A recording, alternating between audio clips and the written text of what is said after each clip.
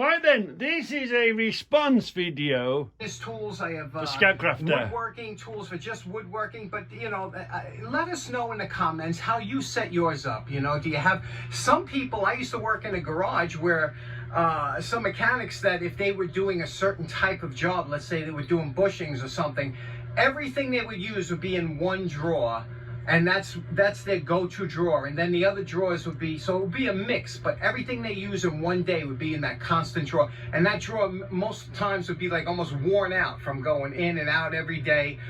But let us know in the comments how you set your toolbox up, and I'm sure it'll help Tom, because this is something you kind of lose sleep over, thinking, how can I do it the best way, and I don't want to have to keep redoing it. So let us know in the So this is a response.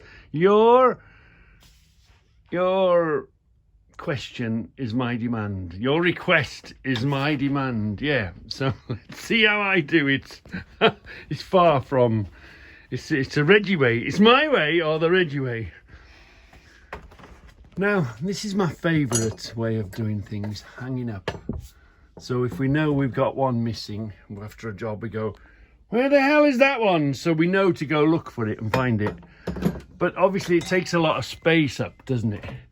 So that's why now I put it on a hinge. So it does two jobs. It holds my spanners and it holds my special Reggie handle for the hides the handle for my secret device. Yeah. So as you can see, look, generally on a board on a nail. I know it takes space, and I know these toolboxes save a lot of space. I don't deny that for 1 minute, but they're costly, aren't they? Costly. If you've got a cupboard like this cupboard is a bulb cupboard, well, keep your bulbs inside and then use the surface as somewhere to put your spanners and whatever. Got another set here. I just bought them in the other day. Little short ones. I hadn't got short ones. I still buy socket spanners. And a bit of shelving rack with some bolts in. Look, short ones, long ones, and that's how they go in there. Short ones, long ones. I have had a few. These are my sockets and Ayers and Whitworths, and you know. Do you see how I made this on wheels? I have done a review. Place to keep bars, the socket heads there. That is a handle, plus it's a place to keep a long extension in. I know if I want to crack a wheel, I've got me Tommy bar there. Not a Tommy bar, what is it? Whatever it is. I've got a 3/4 set. And you see how I made this to fit the box, the top of this to fit the box. There's one there, there's one there, there's another 3/4 set there.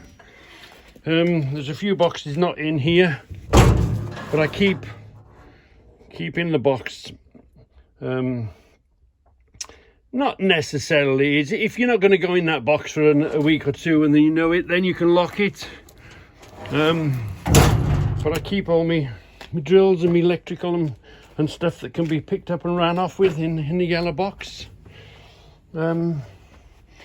Generally, everything's a mess generally. When is a shelf not a shelf? It's when a shelf moves. So all my bits and pieces of screwdrivers go on there. This shouldn't be there. They shouldn't be there. But then again, all my pliers, all stuff that you use all the time, they usually sit. Again, homemade hinge, homemade shelf. Generally, the whole place is a mess.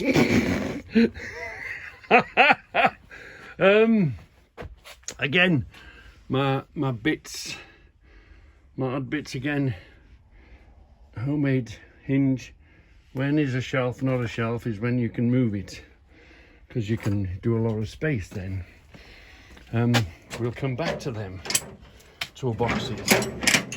I've got another toolbox around the back there that's on wheels. Come on, let's go in here for now. I have,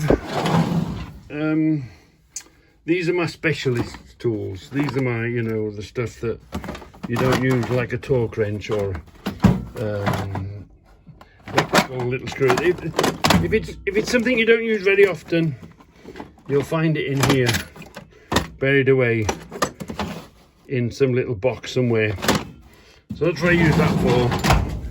And then again, my screwdriver sets, my other socket sets. There's another socket set under there. I have a posh set. I have an everyday set that you can give abuse. Then you get a posh set, and then you have a. So there's my socket sets under there. And then again, if we're looking for a particularly, you know, I know you know where everything is. You know where I keep them in drawers. What were these called?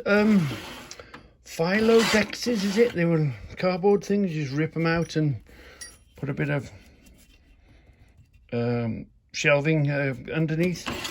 So that's what I do with them. That's where I generally. I do use these cupboards. First of all, they're cheap. They're they're getting dearer now, but they're cheaper than, you know, like your Craftsman boxes and all that. It is. So let's have a look. I'm just gonna. Whoops! Come on, baddies. It's internal. So if they break through the wall there, then they've still got to get through this door. So tool boxes. What do I use? My toolbox. There's loads of those sort of things. Toolboxes. Well, shall we have a quick flash? This nice long toolbox here. I keep roll bolts in. I keep all my. If I need to, you know, sometimes you need a fixing, an odd type fixing. So that what goes in there. So really, that's not tools, is it? Where you turn, hold on. This, another toolbox has just come in. What did I do? I can hear you asking, Reggie, what did you do with all them sockets? Well, I cleaned them and put them in a box. I mean to sort them out and find some way of racking them. But at this moment in time, we're a bit busy. So that's for another day. And then we have another toolbox here. Again, this is where I keep my odd spanners and all that. Took me quite a while to reorganize, to make sure everything fits in there. They fit in there. So generally, because I'm not like an everyday mechanic. Do you know what I mean? If a job comes up, then I've got to do it. Oh, and that's the same. I must put them away. So yeah, everything is everywhere, but you know, when you spend all the time that I spend in here, you will see there's another toolbox over there, but it's on wheels. Pull it around like a trolley. Now, what I wanted to add to this conversation, to this thing, you might look at these and you think, oh, Reggie, you've got lots of money. What I want to say is, do you see, let's pick this little spanner here. See this spanner here? No, hold on, we're going to do something different. They're cigars. Let's say this little spanner here. We've got lots of little spanners. Well, all you people that smoke, what are you paying for your cigarettes? £1 a piece? What would I have paid for this? £1 or maybe £2? And what you've done with your amount of money is you've lit the end of it, which I've never really figured out why, and then you put a bonfire at the end of your nose, And then you breathe the damn smoke in and it's gone. Gone. Voila, gone. So to some of you, that might be a nice cigarette. To some of you, that might even be, to some of you, it might even represent a cigar. You know, that might be a £5 or a £10 cigar that you've smoked and you've got nothing to show for. It might even be a pint of beer. You see this here? That might be a pint of beer that you've drank it and it's come out the other end, doesn't it? You've drank it, you've enjoyed it, and it's come out the other end. I am just too mean to smoke. I won't waste money like that. And I'm way too mean to drink because the next day it's gone.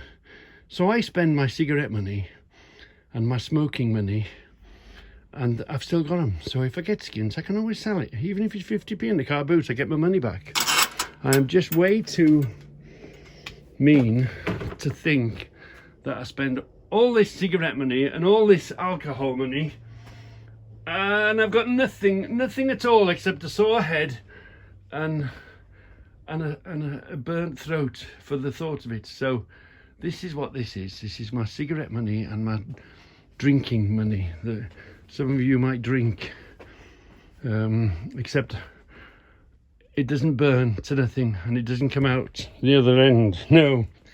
So yeah, I'm just an ordinary bloke doing an ordinary thing, but I'm too mean to waste my money.